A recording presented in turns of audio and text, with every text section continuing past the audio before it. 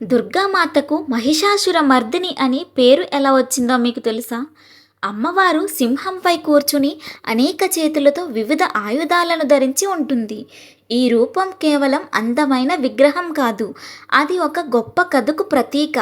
మహిషుడు అనే రాక్షసుడు తన క్రూరత్వంతో దేవతలను, మానవులను తీవ్రంగా బాధించాడు. అతనిని ఎవరూ ఓడించలేకపోయారు.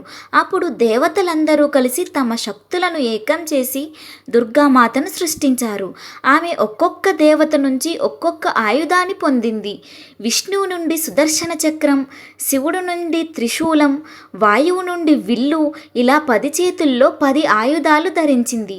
మహిషాసురుడిని అంతం చేసి సృష్టికి శాంతిని కలిగించినందువల్లనే ఆమెకు మహిషాసుర మర్దిని అని పేరు వచ్చింది.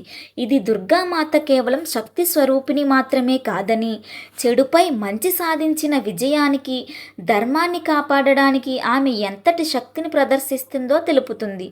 అందుకే ఆమెను భక్తులు అత్యంత భక్తితో, ఆరాధనతో పూజిస్తారు.